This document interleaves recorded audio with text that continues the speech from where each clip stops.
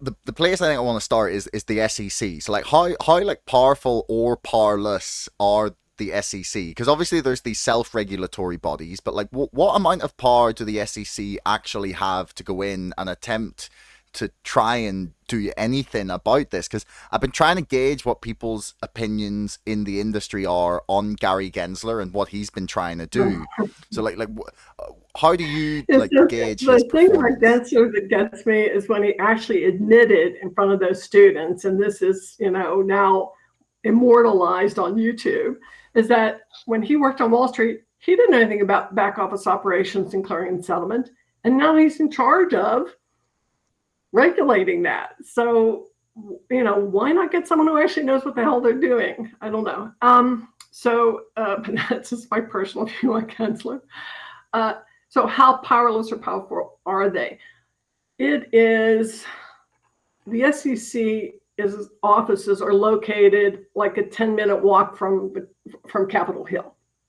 There's no reason why they couldn't go to Congress and say, look, like work with Congress and say, hey, look, like the rules we have aren't quite working. Things aren't like we need to be able to do this, and we don't have the power for it because that's another thing we hear a lot from Gensler. Well, I only follow the laws; I don't write them. Right? Well, if that's true, and that's what's holding you back from protecting household investors and entrepreneurs, the people for whom capital markets were invented in the first place, right? Why don't you take that 10-minute walk and go down there and talk to Congress and put together a plan for what you need to be able to do this job more effectively, rather than, it's we call it bubblegum and baling wire. Like they just keep trying to, rig together, hold together this machine that's breaking down with bubblegum, and let's, like they stick the piece of bubble gum on when the dam gets a leak in it, and somebody puts a piece of bubble gum on it, and then they get another leak and another leak. They're like running around here patching these leaks up. If that is in fact a problem, then they should be talking to Congress and not just using that as an excuse. The laws don't let me do this. The laws don't let me do that. I do follow the SROs more closely, and I think that, and this is probably true for the SEC as well. Like the NSCC making exceptions to, not ejecting brokers and waiving fines and waiving margin calls. There's one lawsuit which I haven't had a chance to look into that I found out about recently, where NSCC did attempt to throw out a broker. I don't know if it was for FTDs or not, but they did try to throw them out, and the broker took them to court because there is an appeals process written into the law that created these self-regulatory organizations. I mean, if you think about the SEC, well, let me just finish that thought. So they've been taken to court. The problem is every time they make an exception, every time they don't enforce a rule that they have, every time they, waive margin calls, whatever, that's going to be held against them in a lawsuit, right? Because you say, well, you didn't do that to Robinhood, you didn't do that to Citadel, why'd you do that to me? Right? Yeah. So it's the same thing with the SEC has the same problem, where at some point it becomes impossible for them even to enforce their own rules because they've made too many exceptions. Just then in general about the Securities and Exchange Commission, like so much of the regulations that we have were born of a crisis, right? So that's like in their DNA.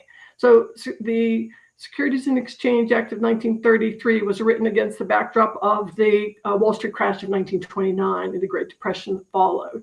The central system that we have for clearing and settlement, born out of the paperwork crisis of the 1960s.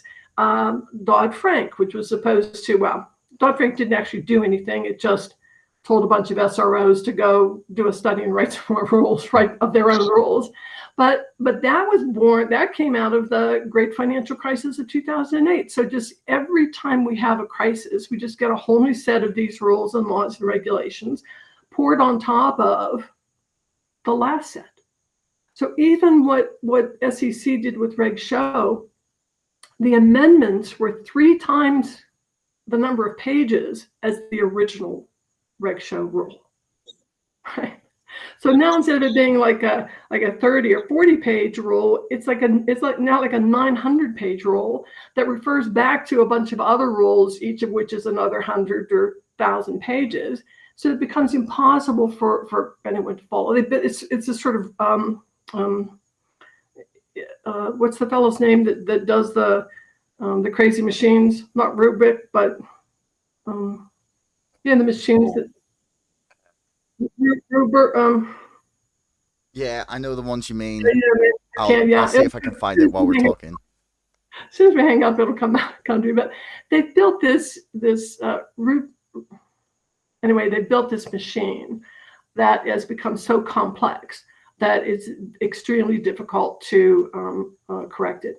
I heard someone on the news the other day said, you shouldn't need a lawyer to file your taxes, but you almost do, because they've allowed that process, all those rules and regulations from the Internal Revenue Service to become so complicated that it's so hard for individuals to file their own income taxes because of the exceptions and the rules and the this and the that. So it's the same thing with the SEC. So are they powerless? No, but they often rubber stamp rules that the SROs write a rule and they just rubber stamp it. I posted an example on Twitter from 2005.